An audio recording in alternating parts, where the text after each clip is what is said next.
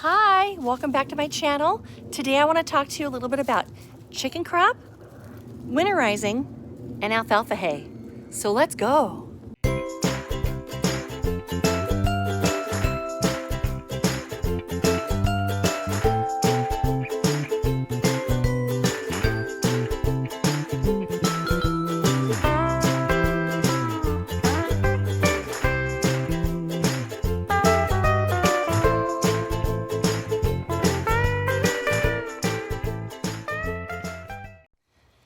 So here's my girls, the big girls at least,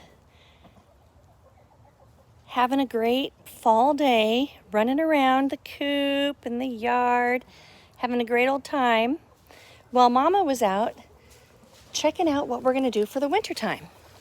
So there's different kinds of hay. There's alfalfa hay, there's Timothy hay, there's orchard grass hay, there's chop saw, and there's mini flakes. And they all have a valid use, but you have to be careful with your little chickens because some are good and some are bad. So what I plan to do is, well, you can see I already did it in the little baby girls area, is I throw it on the bed or on the floor so that they can throw it about, rummage through it, have a great old time, and all they're doing is they're spreading it for me. So in the winter time, it's gonna help keep their toes warm because the sand is gonna get cold. It's like 40 something degrees at night now. And I want them to spread it about, eat whatever pieces they want out of it because there's little balls at the end that have nutrition on them. Alfalfa hay is the best, but I didn't have that option today. So I chose orchard grass between that and Timothy grass as the better nutrient. So they're just gonna thumb or pick through all that, flick it around with their feet, and hopefully make a nice little bedding for themselves for the winter. Yes, Ava, we'll get to your pen soon, bunny. So I already did it for the little baby girls, and look how big they're getting. My goodness. They are so adorable and growing like weeds. They're gonna be able to be integrated with the big girls in no time. So what I'm gonna do is I'm going to throw in the orchard grass hay in the big girl nighttime coop so that they will have the same effect. So it will be somewhat dry because some moisture will get in there, but for the most part dry because of the sand and the winterizing I've done. But the orchard grass, they'll be able to peck through it and flick it around and have a great old time, and it will still serve the same winter purpose as to keep their toes a little bit warmer than just the cold sand when it gets almost freezing around here, when the snow comes at least. So that is my grass of choice, or hay of choice, if you will. Chop straw I don't believe is as good. So what I use it for, because I mistakenly bought a ton of it in the beginning, is for their bedding. So I will take this and I will fill their bedding up with it, because what we don't want is a chicken to get crop jaw, which means their little throat, where our throat is, that holds all of their food until they're able to digest it. It's kind of a holding bin. It starts some digestion, but not too much until it can go past. So if it gets stuck in there because it's too big a pieces, or they've eaten too much, which they normally don't, they know better than to eat too much, but if they don't have enough other things to move it through the pipeline, then they can get crop jaw, and that could be horrible for them. And you can tell because a chicken will have a whole big ball in their throat, and you can tell there's a bunch of food there. Come here, Bummy. So let me see if I can show you. So right there, it will get a big, huge ball. And that way you can tell that there's a bunch of food there that hasn't digested yet. She doesn't have any right now. Oh, baby. Oh, baby. You a good girl, Ginger. She doesn't have any right now. But you can tell crop jaw by a big ball that just sits there and never passes through. It's like the first part of their stomach, if you will. Yes, you're a good girl. You're a good girl. Thank you very much for being a test baby. So yes, so you can tell sometimes if it's really bad, you can see a big ball, but the best way is to just pick them up and feel their throat. See if you can feel a big ball there.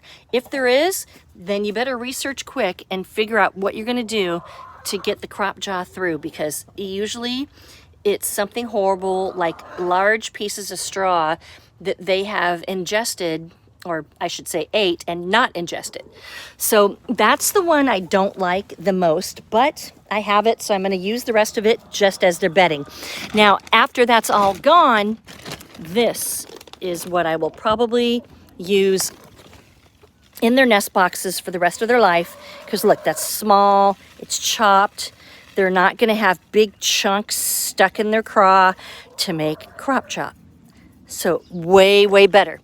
Now, I originally bought this chopped straw thinking I was gonna put it on the bed, or I keep saying the bed, on the floor of their coop, and that was a big mistake. So I had a big giant mess. It didn't hurt anybody. Oh, you can see a few left from, I don't know, a year and a half ago, last winter. I think last winter or fall. And it was fine. I was lucky. Nobody got hurt, but it was a big giant mess that just got wet, and it was just not the best avenue. So I'm gonna go with the alfalfa, the orchard grass, or Timothy grass. Timothy grass isn't the worst thing in the world. I just think it's the least nutrient for anything you can choose for your girls. And as you probably can tell, there's no feathers on their toes. So you want to keep those toes as dry and as warm as possible in the winter months. So I'm going to start now.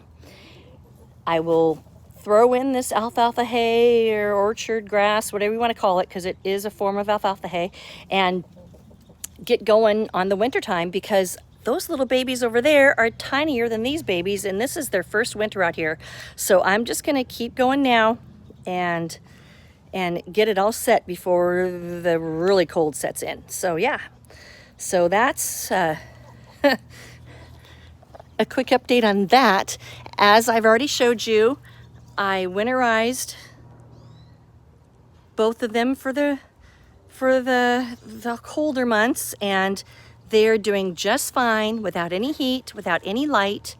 Now, when it's dark at 4 o'clock at night, I will probably turn on those Christmas lights that have no heat, just light, so that they will have some form of artificial sunlight, if you will, because I want my girls to keep laying eggs. People disagree with me on that, and that is fine. I think that the girls need the most amount of sunlight, so I can get, oh, hello, Mr. Squirrel. I can get the most amount of eggs out of them in their lifespan. Some people say they have a certain amount of eggs. Well, maybe they do. But what if she dies at 5 years old instead of 10 years old? I want to get the healthy, younger eggs versus the other eggs that may not come as quickly and may not be as healthy. So look at them, they're checking it all out, saying, what's going on, Mom? What are you doing here? Yeah, winter's coming, girls. Winter's coming. Now, I showed you a little bit of the little baby pea-peeps that are growing up so fast through the gate. But let me go over this way so maybe you can see it. They're not too skittish. Maybe you can see how big they're getting. Hello. Hi, Vivian. Look at how big they're getting. And their little peep-peep sounds are so adorable. They're just like, what is this? What is this grass you threw in here? What can I do with this? They're loving it. First experience with the little orchard grass, alfalfa hay, whatever you want to call it. Peep, peep, peep. They make the cutest sounds. Look how big they're getting. They're going to be big enough to be with the other girls in no time. Such adorable little peeps. I call them my peep peeps because they go beep, beep, beep, beep, beep all night. So yeah, so cute.